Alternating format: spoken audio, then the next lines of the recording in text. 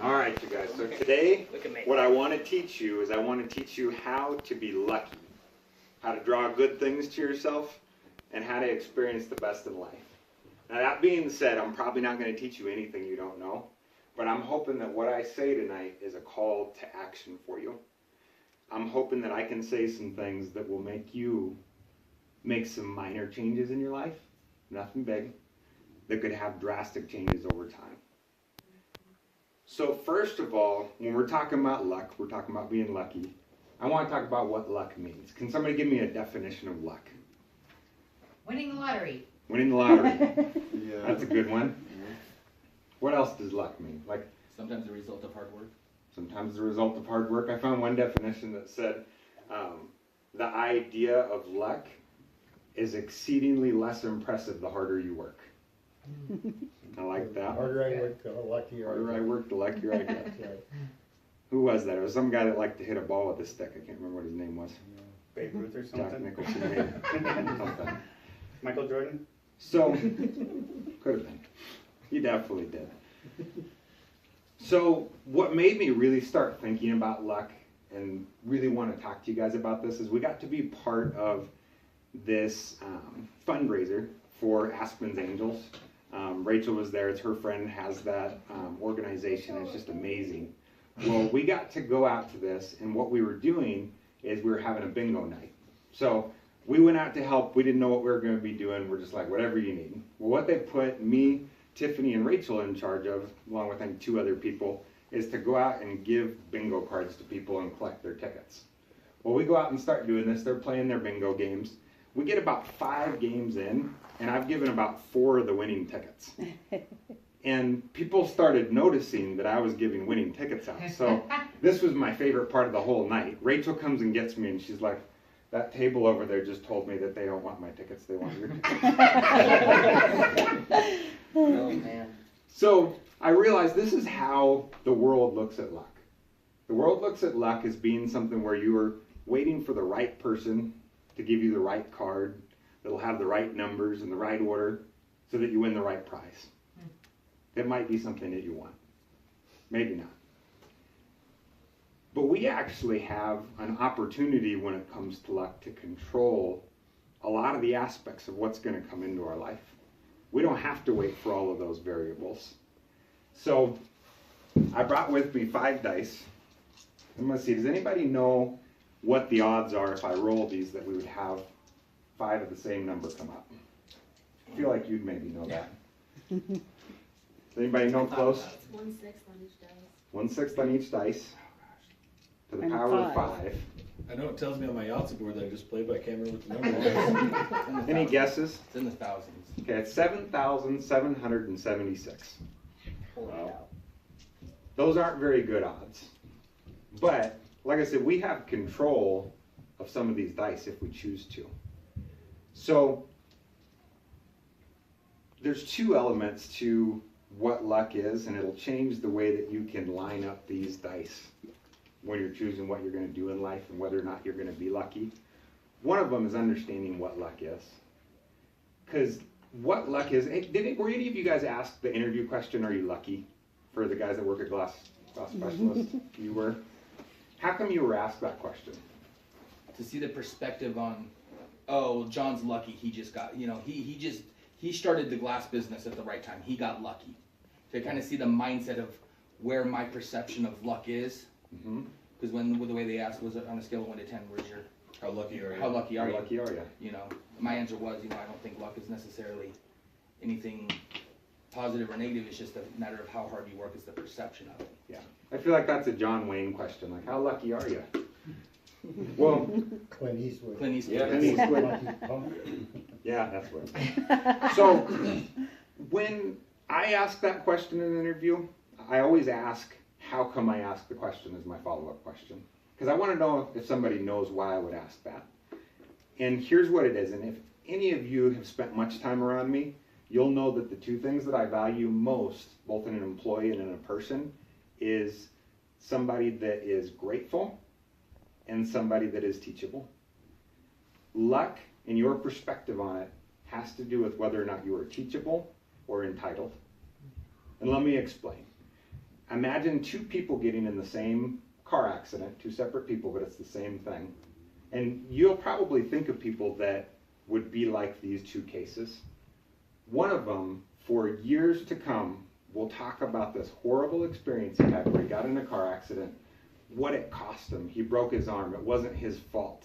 It put him out of work for this amount of time. He ended up losing his job because of his attitude that he had. While the other one, you talk to and he says, I am so lucky. 2 inches and it would have hit the door where my kid was sitting.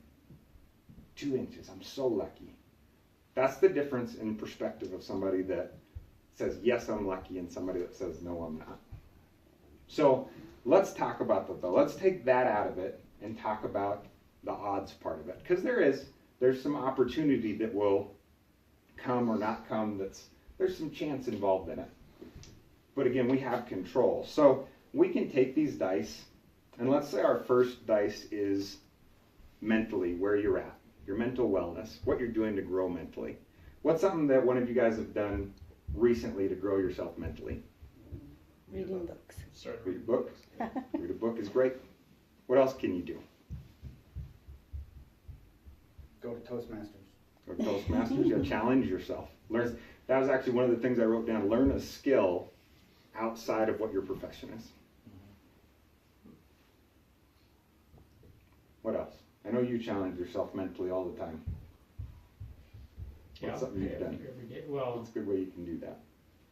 really right now for me, it's a spiritual development, meant to challenge in that way. That's one of the other dice. Hold on.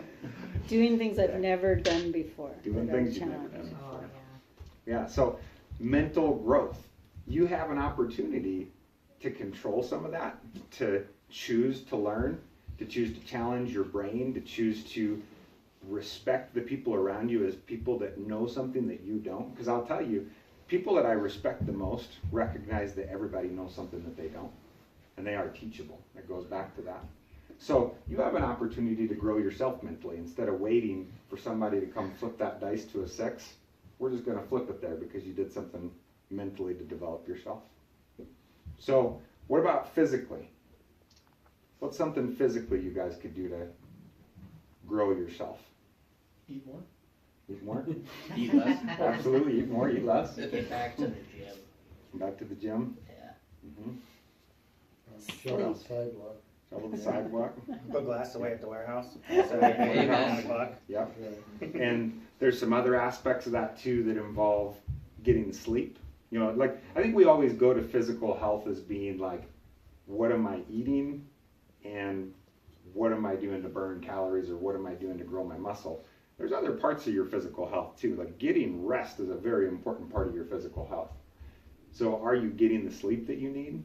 Are you getting the exercise that you need? Let's just say that you are.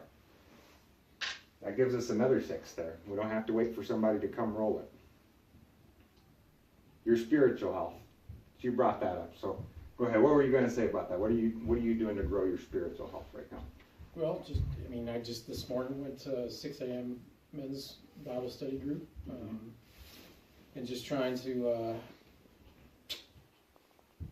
put myself in kind of awkward, uncomfortable positions, saturate myself around fellow men that maybe know the Word better than me, maybe are closer in the relationship with Christ than I already am, and to challenge me.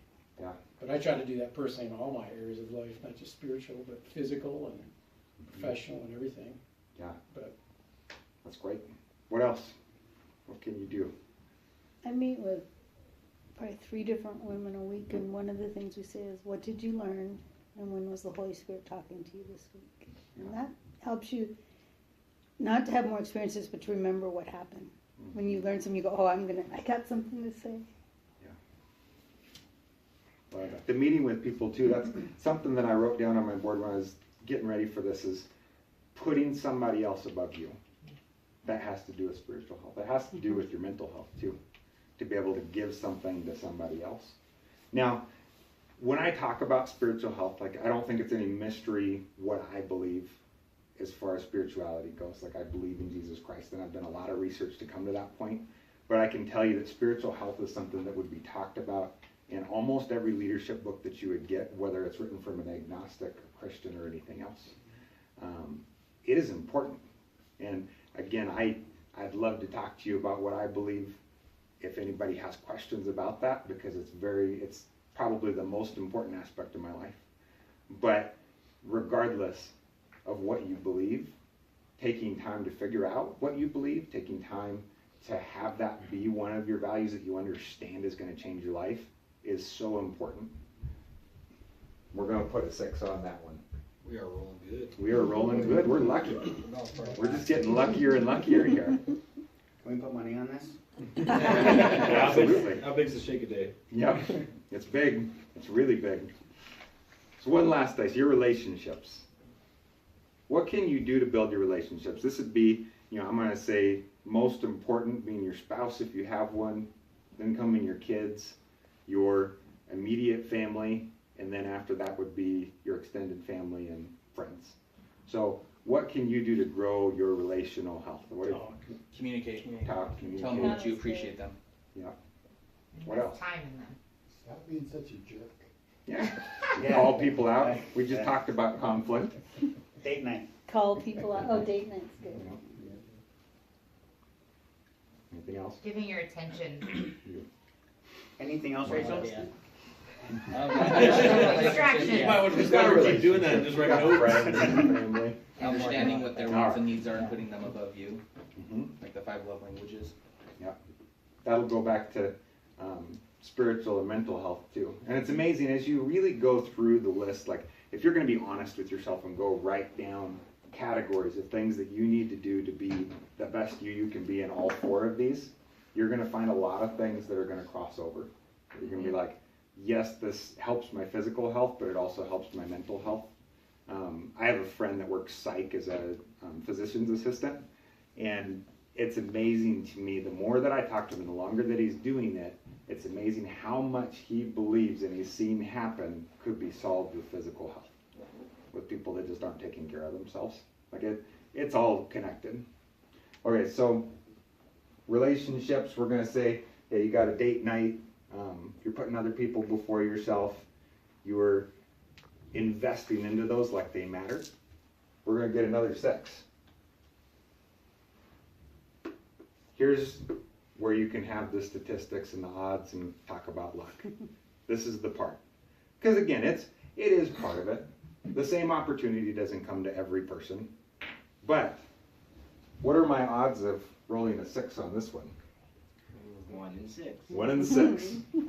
You now have 1 in 6, which means if you do the things that you know you can control, and you do them well, and you do the best job at the things that you know that you are supposed to do, and you wait, and you add in an element of patience, eventually this rolls a 6.